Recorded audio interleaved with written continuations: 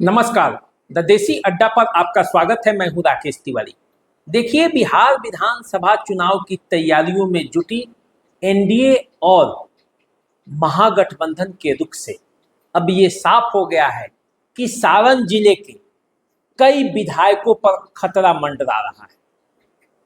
इन विधायकों में से कुछ के तो टिकट कटने तय है और कुछ पिछले चुनाव में इतने कम मतों के अंतर से हारे थे कि इस बार उनकी स्थिति बड़ी तनावपूर्ण है और इस चुनाव में उनका बेड़ा कैसे पार होगा, इसके लिए उनको जी तोड़ मेहनत करनी होगी।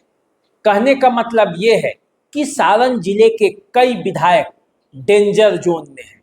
यदि उन्हें डेंजर जोन से बाहर निकलना है तो उन्हें अभी काफ़ी तैयारी करनी पड़ेगी।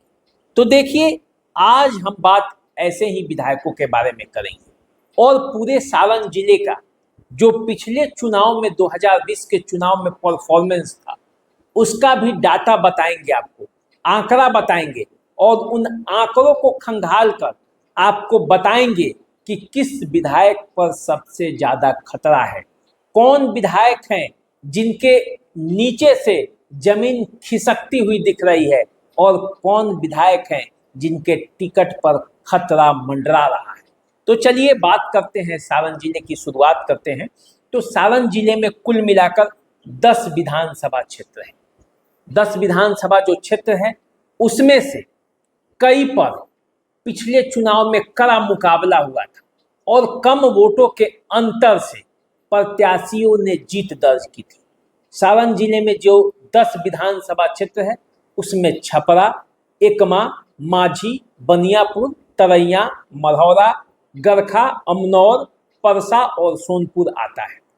इन जो 10 क्षेत्र हैं उस 10 क्षेत्रों में पिछले चुनाव में 9 सीटों पर आरजेडी चुनाव लड़ी थी, 1 सीट पर सीपीएम चुनाव लड़ा था।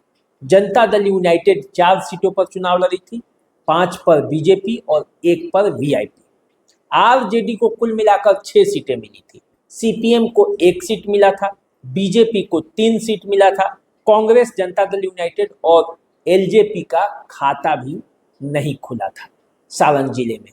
तो अब जबकि चुनाव 2025 के होने हैं और 2025 के चुनाव होने हैं तो किस किस विधायक पर खतरा मंडरा रहा है, चलिए उसकी बारी बारी से चर्चा करते हैं। देखिए, जिन विधायकों पर टिकट का खतरा मंडरा रहा है, जिस वर्तमान पार्टी में मौजूदा पार्टी में है, उसमें सबसे पहले जो नाम आता है वो नाम आता है बनियापुर के विधायक केदारनाथ सिंह का।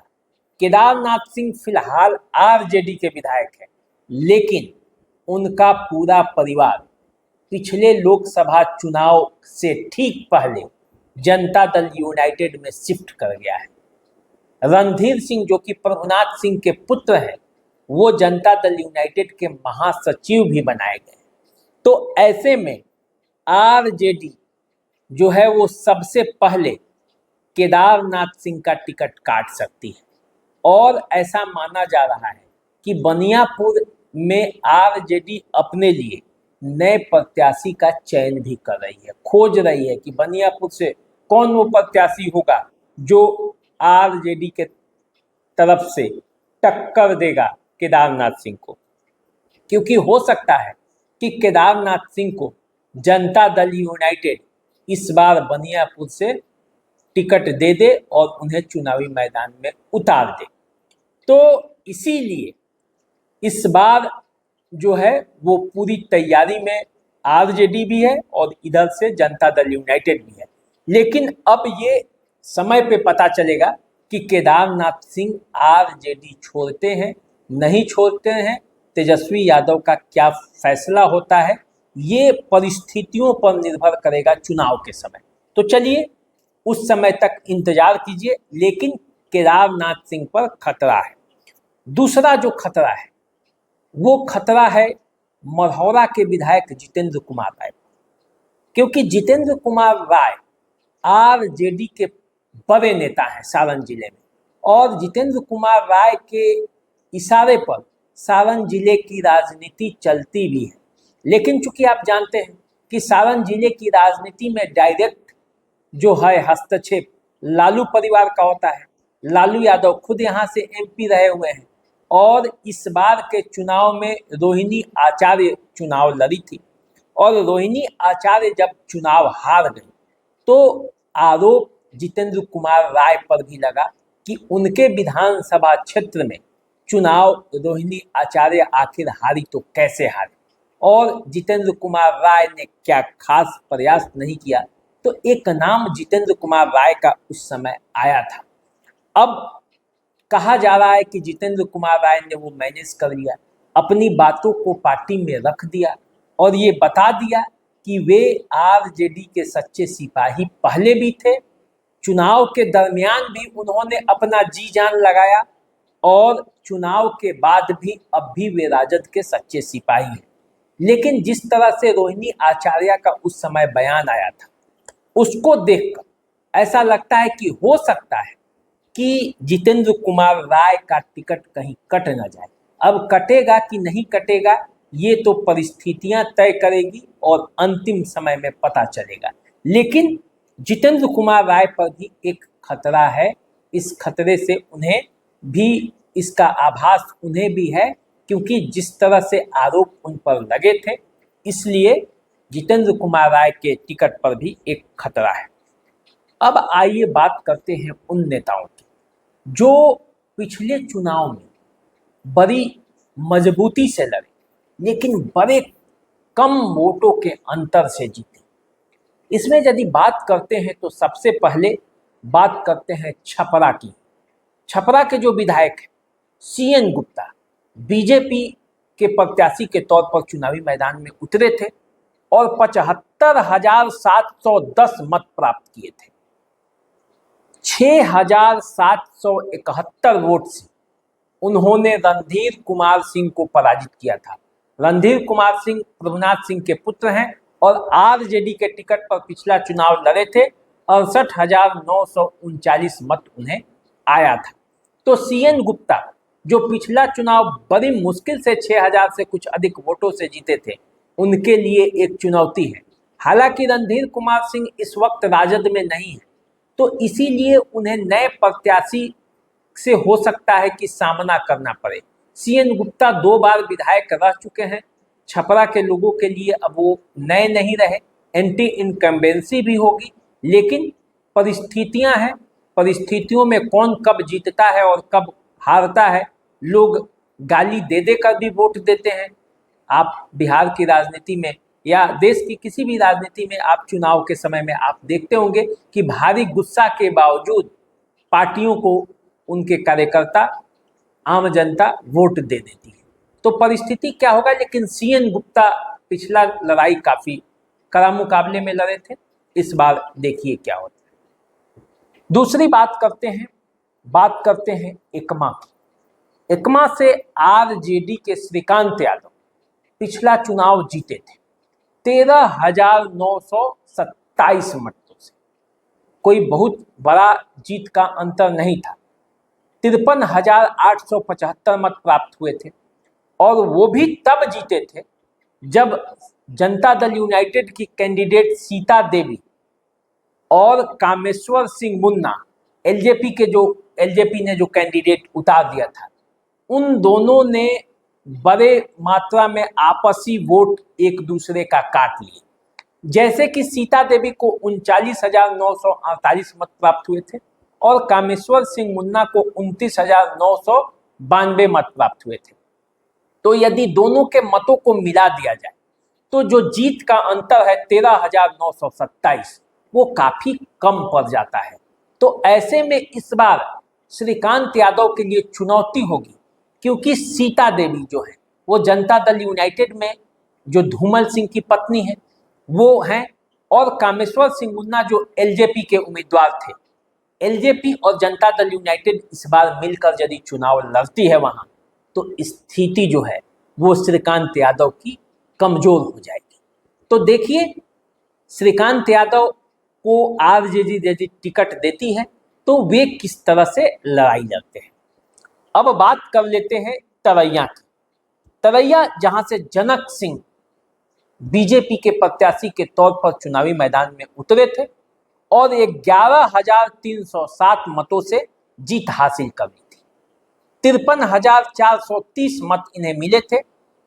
सिपाही लाल महतो जो आरजेडी के प्रत्याशी थे उन्हें पराजित किया। 42,123 मत सिपाही लाल महतो को मिला था और यहां से प्रभुनाथ सिंह के भतीजे सुधीर कुमार सिंह भी चुनावी मैदान में उतरे थे, उन्हें 15,425 मत मिले थे। तो इस तरह से देखा जाए तो जनक सिंह मात्र 11,307 मतों से जीते थे। तो यदि तरैया में आरजेडी अपनी लड़ाई मजबूती से लड़ती है तो फिर जनक सिंह के लिए चुनौती हो सकता है। अब बात करते हैं मांझी की। मांझी की, जहां से सत्येंद्र यादव सीपीएम के उम्मीदवार थे पिछले बार। कांग्रेस आरजेडी का जो है उनका पूरा का पूरा वोट उन्हें गया और सत्येंद्र यादव मांझी में 59,324 मत लाए थे। यहां से जनता दल यूनाइटेड ने माधवी कुमारी को टिकट दे दिया, 29,155 मत प्राप्त किए। इसी मांझी से राणा प्रताप सिंह जो बीजेपी के नेता थे, अभी भी बीजेपी में है, पिछला चुनाव इंडिपेंडेंट लड़ा और 33,938 मत लाकर दूसरे स्थान पर रहे। तो मांझी में लड़ाई काफी कड़ी तो नहीं कहा जाए, क्योंकि 25,386 मतों से सत्येंद्र यादव जीत गए थे। लेकिन ऐसा कहा गया कि पिछले चुनाव में जो प्रत्याशी के चयन में जनता दल यूनाइटेड से चूक हो गई, वो सही प्रत्याशी जो क्षेत्र का है वो नहीं दे पाए और इसीलिए जो जनता दल यूनाइटेड और बीजेपी की वोट जो है वो आपस में ही बट गया।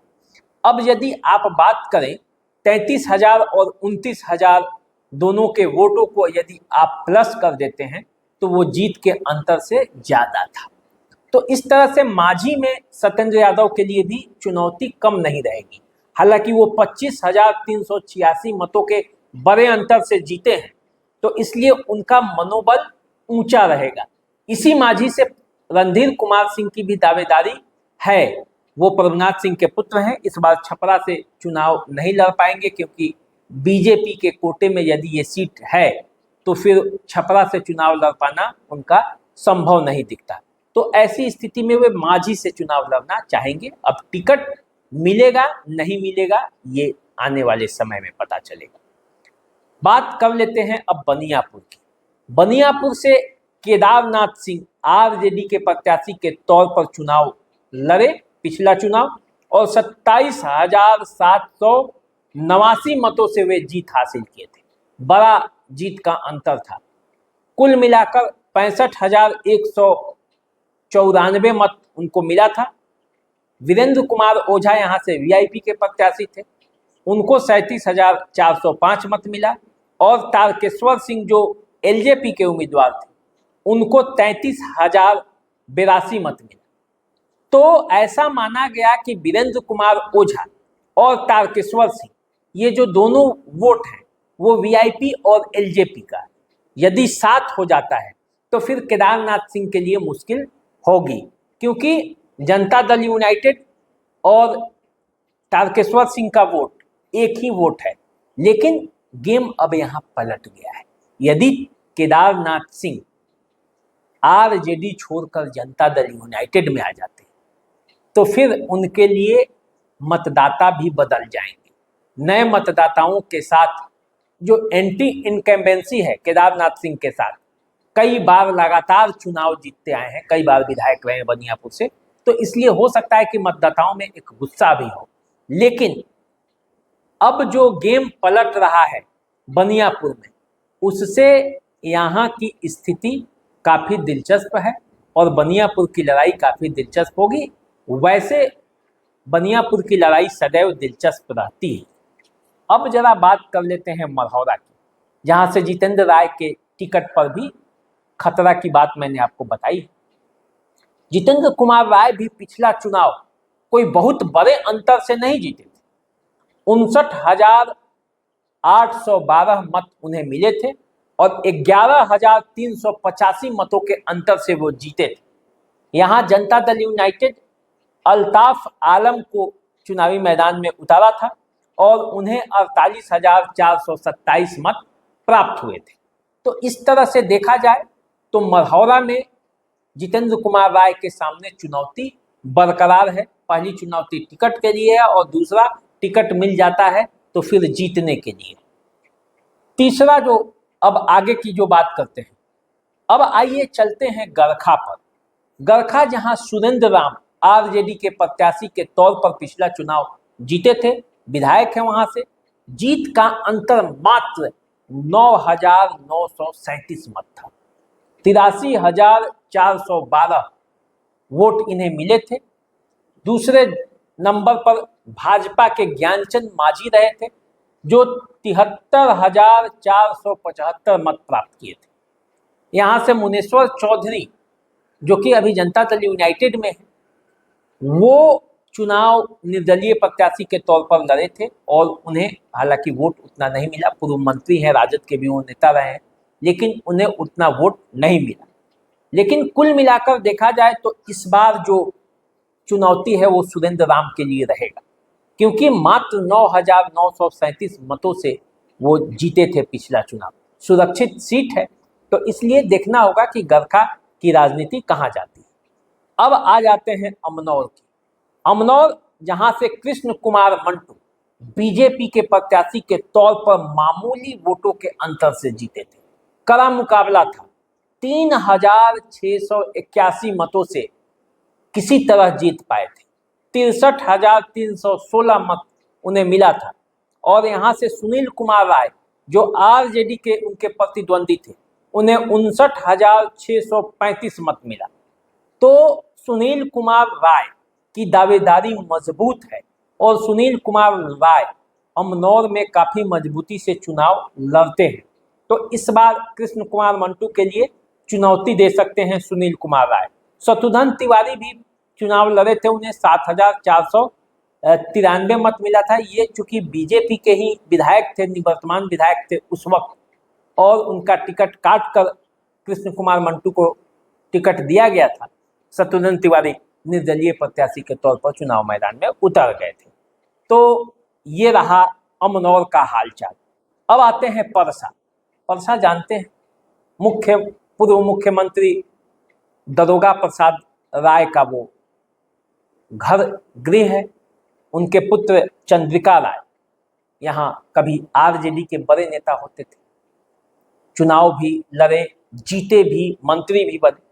लेकिन लालू प्रसाद यादव के परिवार में शादी करने के बाद अपनी पुत्री के जो मनमुटाव हुआ, उसी का नतीजा हुआ कि वे जनता दल यूनाइटेड में चले गए। और जनता दल यूनाइटेड में जाने के बाद पिछला चुनाव जो है वो जनता दल यूनाइटेड से लड़े, चुनाव हार गए। छोटे लाल राय आरजेडी के जो प्रत्याशी थे, उन्होंने 17,993 मतों से उन्हें पराजित किया। 68,316 मत छोटे लाल राय को मिला था। 51,023 मत चंद्रिका राय को मिला था। और यहाँ से एलजेपी के उम्मीदवार राकेश कुमार सिंह थे, जिन्हें 12,186 मत मिला था। तो परसा में इस बार लड़ाई होगी, क्योंकि छोटे लाल राय फिर आरजेडी के विधायक हैं और चंद्रिका राय जो कि पूर्व मुख्यमंत्री के बेटे हैं, वो जनता दल यूनाइटेड में है। देखिए यहाँ का समीकरण क्या बनता है और कैसे लड़ाई होती है। लेकिन खतरा छोटे लाल राय पर भी है। एक खतरा रामानुज प्रसाद यादव पर भी है, क्योंकि रामानुज प्रसाद यादव सोनपुर के विधायक हैं और सोनपुर में वो महज 6,686 मतों से जीत पाए थे। 73,247 मत उन्हें मिले थे। और यहाँ से विनय कुमार सिंह जो बीजेपी के उम्मीदवार थे, वो 66,561 मत प्राप्त किए थे। आप जानते हैं विनय कुमार सिंह राबड़ी देवी को भी चुनाव हरा चुके हैं।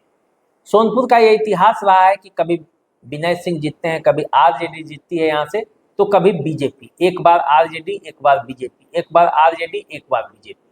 तो इस बार आरजेडी वहां से जीत चुकी है। रामानुज प्रसाद यादव विधायक हैं, 6,686 मतों से जीते थे। विनय कुमार सिंह कमर कसकर तैयार है। अब देखिए सोनपुर की स्थिति क्या बनती है। तो कुल मिलाकर देखा जाए तो सारण जिले के 10 विधानसभा क्षेत्रों में जो 10 विधायक हैं, उन 10 विधायकों में कईयों पर खतरा है। किसी का टिकट कटने का खतरा है तो किसी का चुनाव हार जाने का खतरा मंडरा रहा है। अभी समय है, ये विधायक अपनी तैयारी में भी होंगे। अब जनता के बीच अपने किस मुद्दे पर अपने 5 साल के कार्यों को लेकर जाते हैं और पार्टियां इन पर कितना विश्वास करती हैं, ये आने वाले समय में पता चलेगा। हम आपको इसी तरह का और खबर बताते रहेंगे, जानकारी देते रहेंगे। आप हमारे साथ बने रहिए, देखते रहिए द देसी अड्डा। चैनल को सब्सक्राइब कर लीजिए, वीडियो को शेयर कर दीजिए। नमस्कार।